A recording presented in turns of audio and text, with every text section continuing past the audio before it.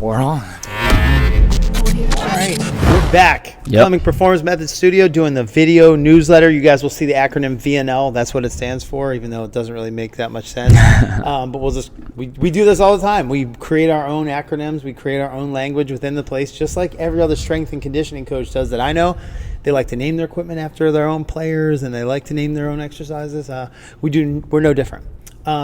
So got a couple of cool announcements to go over first. Before we get into our Who Dat Athlete of the Week, I'm David Clemick. I'm here with my head coach, Josh Holsapple, who's healthy. Again, back. We're glad to have you back and healthy for a full week. So, big announcements. Let's just get right into it. Our Antibes Muscle Runners. We're live with those right now, being sold through our discount code, which is Clemick, just capital KELEMIC. Yep. That will give you a 10% discount. You have to get everything through their website. They don't sell it on Amazon or anything else. Right to the website. Take the discount because that's the lowest it's going to go. You can't find it cheaper somewhere else. Because there's only two spokespeople for it. It's us as spokespeople and LaShawn Merritt right now. So, but cool thing was Jeff Hurd, the longtime NFL strength and conditioning coach, officially got endorsing them as well. I introduced them to each other, and his words carry a lot of weight. He's wearing them around everywhere right now. For sure. You have some experience with them. I'd like you to kind of go over what your initial thoughts are. Yeah, I think that for us, we're never going to endorse a product that we don't believe in, and we're never going to just throw, stuff against the wall and just see what sticks. We like this product a lot, and that's why we are endorsing it, and that's like our official shoe. For me, I never had a track background. I was always, just a football guy, so running is a little bit different in that world, and training is a little bit different in that world, so I never got a track experience. But as soon as I put on track spikes and ran on the track, I was blown away. It's a totally different experience running and sprinting, and it really teaches you how to run correctly when you get track spikes and run on the track. Well, the Antibes are the closest thing to track spikes I have ever worn. The way that they are shaped, the way that they are built is very similar to a track spike. It gives you an extreme amount of bounce off of the ground because of the carbon plate that's built within. So you ever see Victory insoles and all of that online? Well, they have a carbon plate built in, the Antibes do. So it's like a Victory insole within the shoe. Very high-grade carbon fiber. So you put them on and you run, and you're getting that bounce off of the ground. You're getting that carryover. You're learning how to land on your forefoot instead of on your heel, which is the most common problem amongst kids nowadays. We test, hundreds of athletes a year, and I would say out of 1,000 athletes, whatever it is that we test per year, whatever that number is, 90% to 95% have a heel striking issue, which is a result of a poorly put together calf complex, meaning it's underdeveloped. There's not a lot of reps on the ball of the foot. There's not a lot of bounces. There's not a lot of stress being placed on that due to the footwear that kids wear nowadays and sitting all day and the foot not being strong. There's a ton of different reasons it happens, but it's very common nowadays. And the Antibes are a way to daily, wear them and work on your calf complex. And if you're a track athlete, it's very rare for high school track athletes to be on, or college track athletes for that matter, to be able to wear spikes every single practice and get on the track and run without shin splints, without overuse injuries. And the muscle runners have been proven to actually be very close to the effectiveness of spikes as far as timing and running, while also giving you more recovery. So they're not as hard as a spike, but they're also giving you a very similar feeling and a very similar time as far as ground contacts and bounce off of the surface that you're running on as a track spike. So unbelievable product, and I can't wait to get every kid in this place to basically be wearing those because it's a game changer. True story. We had this product almost a year before we ever started working with them. We had 9 pairs of them out from this facility where I was buying them for people because I liked them so much. I love the concept. I dreamt this concept up in college of putting a lift under the front of my shoe.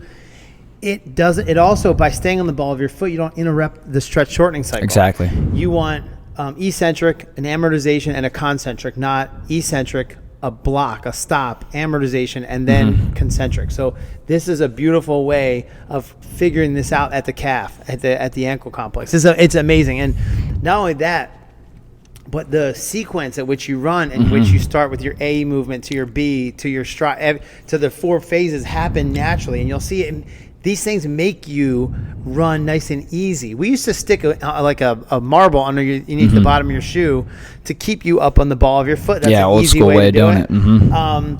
But it still wouldn't keep you like lofted up high enough so the heel doesn't strike at all. Even if you reach out in front of yourself to hit the heel down, you won't. Yeah. You'll pull right on the ball of the foot. It's amazing how much and how easy that corrects your form and your gait just by wearing them. And then let alone we used to have like Jackson Carpenter wear these in his shoes all the time. He would wear the marble in his shoes all the time, and it worked for him. You see him run now. You guys got to see him play football right now. He is just bullying everyone out there, running everybody over, outrunning them. Looks like Bo Jackson on the field. So anyway, so I'm glad that you love them because you're going to be like our test dummy because I can only do so much. I was out there running on the beach earlier today. This is the time of year when I try to get in my best shape because I have the most time. But I'm going to put those things back on as soon as I'm ready. Yeah. And I'm going to go to work. Anyway, we got the next thing we're going to get into is our Who Dat Athlete of the Week, and we got a special one because this is one kid that I really enjoy watching work. Passionate He's an kid, amazing, passionate kid. So let's go to J. Cole. Boom. All right, so why don't you give us our Who Dat Athlete of the Week? Who Dat Athlete of the Week is Frankie Himmelreich. Dude is just committed to UNC at Pembroke. Yeah, so he really likes the program. His travel coaches that he plays travel baseball with went to UNC Pembroke and loved the experience there. They're one of the top Division II teams in the country. He loves the place. Everything's working out great for him, and he is, like you said, just an unbelievable kid for the culture of this place. Comes in and works his butt off, and he's another kid who, we almost need a results video on because he came in and he'll tell you, and we're still working at it. He's not the fastest right now, and we're working to get him there, but he came in and his gait was bad. He was a habitual heel striker. Every stride was a heel strike. But he's worked really hard, and he's asked a ton of questions, and he stays after, and he wants to learn more, and he's become a pretty dang good athlete. He's above 30 on the vert. He's approaching that 35 mark. His 10-yard dash is pretty fast. We just timed him in the 10-yard split. He's hitting right around that 1.3, right below 1.3, so he's starting to approach into that pro speed level of acceleration, and he's killing it on the travel circuit. And, I think about kids that ask good questions like that all the time. It's rare now, pretty rare. I think he's going to be a successful person no matter what he does. Yeah. He cares. You know what I mean? He puts extra time in, and he's very focused on his craft. Here's a kid who's going to be a millionaire. No matter what he does. This is what he's destined to do because of how he approaches practice. Yeah. I'm telling you, this is, when you see him. You know what I mean? He's like a Dudek. He's like a Nicky Williams or whatever. He's one of those kids, like, and how everybody around him gets better when he's here. Because you can see him asking questions, but he's pushing other people along. The stuff that he does know, he's trying to share it with. He was texting me today, asking me questions about different things and how he can approach different things and kind of accelerate his results. Which is he probably texts me once or twice a week about that type of stuff. So I love having him in, and he's killing it. And when it comes to baseball, I think it was something when he first got here, he was asking a lot of questions about how because he originally just came here for the 60-yard dash, but then he started to understand that this is going to carry over in everything that you do in baseball. And now we're starting to get a good amount of baseball kids because of it. All the force you can create in order to throw hard, in order to hit the ball better, all of that stems from the ground. So if we can improve your relationship with the ground, meaning jump higher, produce more force in a shorter period of time, work on your center of mass management, so your auxiliary muscles in your hips that really matter when you're trying to create rotational force, and improve your acceleration and speed up your CNS with max velocity, all of a sudden everything that you do gets better. So your infield throws are faster, your bat swing is faster, which means that you can have a little bit longer on your reaction time to the ball to really see the pitch a little bit better. Throw power goes up. Everything changes as you continue to become a better athlete from a general perspective. And then you get in the game, turn it into specific, and all of a sudden you're killing it now because you have this basically fast CNS, fast central nervous system that can be applied to everything that you do as far as like a specific sports-related thing. So yeah, he's killing Frankie. That's a great explanation too. I can't say it any better myself. So Frankie, we're proud of you. Yeah, keep working the way you do, and he's like an hour drive. He's a far traveler too. You inspire everybody, and you make everybody better around you. We love you because I mean, he's a rare kid, and Yeah. he's going to be a bazillionaire. Millionaire is probably not enough for this kid. He's that good. We love you, buddy. Congratulations. I know this is probably your favorite award you've ever got.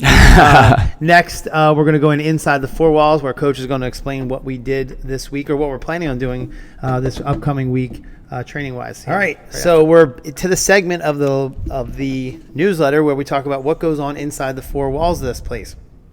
We're going to go, because we missed our newsletter, I think, last week. So did we do it? No, 2 weeks ago. We got last week. 2 weeks ago. Yeah. Never mind. Okay, so we're going to go into what are we working on this week.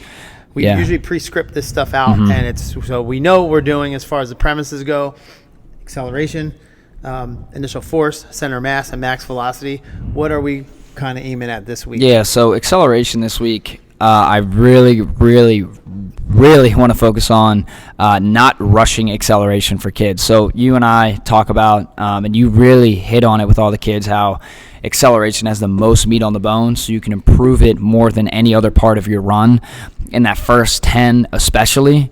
Now, a common thing I see amongst kids, and even myself and other athletes that are very good, and even at the college level and pro level when they come in, is rushing acceleration is a common thing, meaning kids feel like they have to spin their tires very, very early and very fast in order to get going. So what ends up happening is they take too many strides in that first 10, which same thing happened to me, because I didn't feel comfortable in my head pushing. I didn't understand, and I didn't really feel what it was like to push and displace. I felt like I just had to get to it. Logan Perez was the same thing. So this whole week, I was just about to say that, yeah. This whole week is based off of really finishing your stride. So, we break it down into the exercises that we did this week are breaking it down in the acceleration block so that kids can run their 10s and run their 5s and really focus on pushing. And every time a kid runs a fast time in here, I count the steps and I count how long it takes, for them to get there.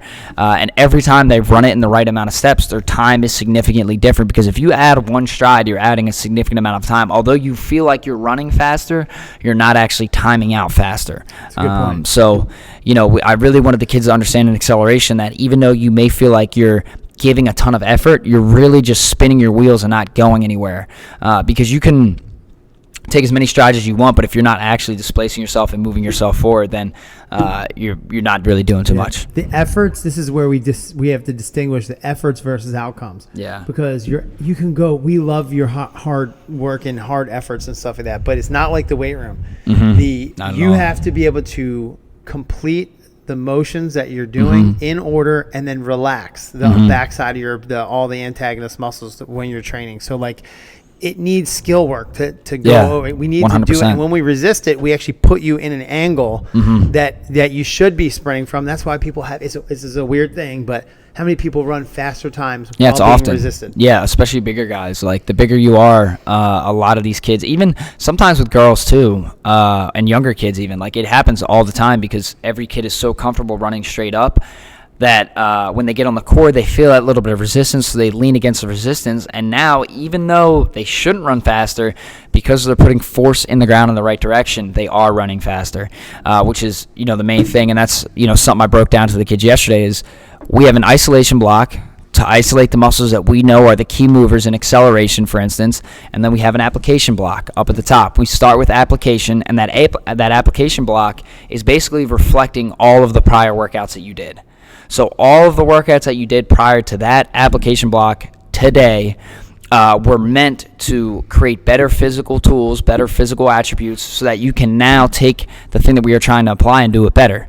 So acceleration, for instance, we do our acceleration block first. We work on force development into the ground, and we work on how efficient that force application is. And then we go into isolation. We isolate the muscles that we know are going to create more force into the ground and better force application, so that next time we come out and we do acceleration, which is in a week, you should be doing it faster. You should be better at it, and that's way more consistent. Exactly. We want consistency and tight groupings of improved scores. Exactly. Sometimes when we're training and you're getting your singular best score, your grouping is still coming closer to the top. If you were shooting a gun, you would see it's getting closer. Even if you didn't hit the one bullseye, it's almost an accident when you do it, just like anywhere else you hit.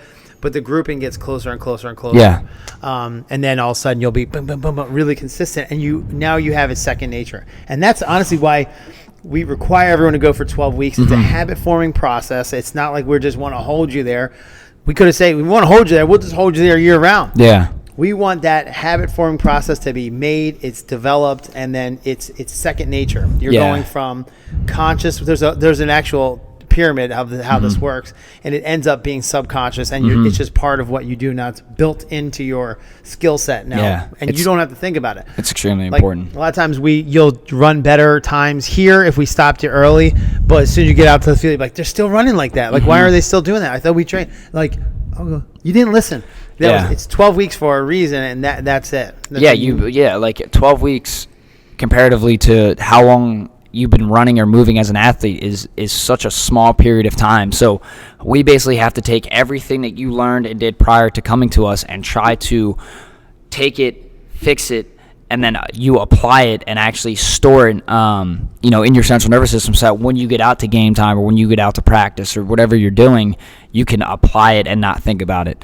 And that's huge for the 12 weeks. That's why we have to do it. What's cool is to hear everybody when we get to the games and we hear, so how do you feel? How do you feel? Like, Coach, when I get my eyes downfield, I'm just like, I'm gone. And it's like the signature we put on all our athletes. We watched Julian Turney this weekend get his shoulder straight forward, Roman Coney, and just dart. And Julian Turney said the same thing. He's like, Coach, as soon as I get my shoulders forward, I am flying. And he's breaking all these tackles, and bouncing he's a off big of people. boy too. Yeah. So, but anyway, great. That's well said, Coach. Loved it. We're going to our next segment, which is outside the four walls and our shout outs. Yeah. So we'll get into that next. Outside the four walls. This segment of the newsletter, we talk about kind of what's going on outside here, what our athletes are doing, some kind of cool stuff that I was doing. And make sure if you're an athlete, send us the stuff in, because it's so hard. It's really hard to keep up with everything when we're just viewing it from social media. So let's go into some of our shout outs. The big ones.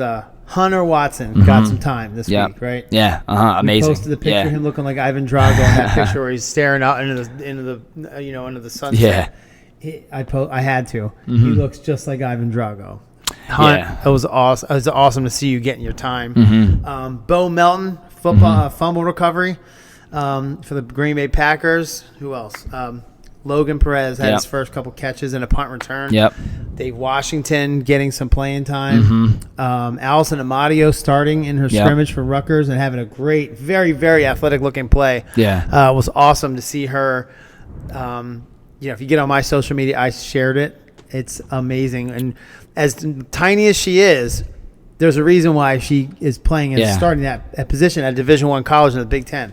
She makes a lot of space for herself. She's very, very tough. We talk about that all the time. Like, how do you equalize size? Or if you're not big enough, how do you play bigger? You have to increase the amount of space you can cover or create. And she's come, a long way, and she's become a really good athlete. Like, her acceleration has improved so much, and the way that she jumps now, there's insane plays that we've seen her make that she's shown us and her dad's shown us of her just getting way up over the plate to make a catch. That's why she's killing it. Plays emotional, plays fun. She's like, it's like watching Happy Gilmore of softball. I would say, a little more intense. Probably a little more intense. Her helmet says, "Thou shalt not steal." Yeah. How cool is that? So cool. She's one of our favorites. She's been an athlete of the week many times before. Yeah. She's awesome. Great student. She's about as smart as they can. Smart as they can get. Yeah. She's smarter than all of us. Actually, she brought in something here to check a force plate on starting blocks. Yep, on starting blocks. She built that herself. Unbelievable kid. Damari.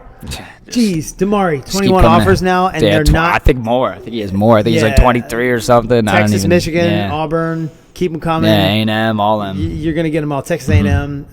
Gabby Piantadosi had a second goal now. Awesome. So she had an assist at first, and now 2 goals. Now she has this season.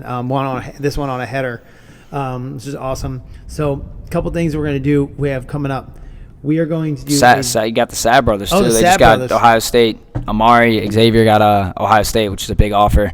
And their brother, we had him in for a couple sessions, is just out at Alabama doing his thing. Keon had 2 interceptions in the first game. Yeah, right? yeah, he's killing they're still undefeated, I think, right now, Alabama, and he's I watched the game to see him play. He's a great kid. Those Saab brothers are not just like great athletes; they're phenomenal kids. They have their own. Keon has his own summer camp. Yeah, They great at giving back, and if you talk to his dad, it's just what a great family, and a lot of fun too. Yeah, we're gonna do a special breakdown on this play by Latsier Brooks where he jumps in the air and catches the ball. Unfortunately, it was over a mainland kid. Yeah, but the significance of that jump and that movement is going to blow your mind. We're going to do a pretty good breakdown of that for you, and I want you to watch that and understand how important. And we're talking about the ankle complex, how important that is, and why he was able to get up that high. I think the most important part is that kids need to understand is yes, like genetically, some kids just have it. Some kids just have it. They can do it without training. But a lot of these attributes that kids have you are able to train. You are able to get there. I've done it myself with my own body. I was never a supernatural. I was always a little, but I wasn't an elite level like as to where I'm at now with all of these tests and these drills and these scores and the way I'm able to move. And everybody can do what I did, and everybody can build themselves up to be able to make catches and make plays like Brooks, which I've never talked to him, never met him, but he on the field is as good as they come. And you bring a great point. When I was in high school, yes, I was state track athlete of the year, but I was a 400 hurdler, 110 hurdler, long jumper, high jumper. I didn't run the 1 or the 2. I didn't run the 55. We had another teammate who did that. And I turned myself into a 55. And being the 40-yard dash was I turned myself into an accelerator because I understood how important it was. And I just did what I thought at that time and obsessed over it. And I turned myself into one. Yeah, so you can. Yeah, the body will react to the environment, and if your environment is the right things that or you follow that are going to make you exactly who you want to be, there's so much meat on the bone for you to be able to become the athlete that you want to be. You just have to do the right things. Yeah, the stresses that we put on your body are going to create this. The tissue heals at a certain rate. Your brain will make connections at a certain rate and impulse at a certain rate. It has to be under those conditions that it forces it to move and change. So doing this on your own, I've seen people do stuff where they can do things on their own. It won't happen with a guarantee, and it won't happen fast. It will happen over years. We're trying to make it happen over 12 weeks, and a lot of time and a lot of what we try to do is when we train, we're throwing bullseyes at every workout. When you work out, a lot of times you may throw a dart that goes completely off the board. So you ran a mile that day. Your lungs got better, so maybe you have more longevity in life, but you actually hurt yourself Usain on Bolt the said field. He never ran a mile. Yeah, neither did Gabby Thomas. So, maybe once a year or whatever. But anyway, these are things that are really important to our training. We're getting off subject. Yeah. We're kind of ranting, but we're just doing our shout outs. ESPN Radio this weekend, we had I was on with Johnny Damon talking about Kansas City. He used to play in Kansas City and play for Boston. And we actually just missed each other. Had a great conversation. If you want to watch that on YouTube, hilarious. It got clipped and put on Twitter and shared a bazillion times. It was really cool. Fun because it was a funny segment.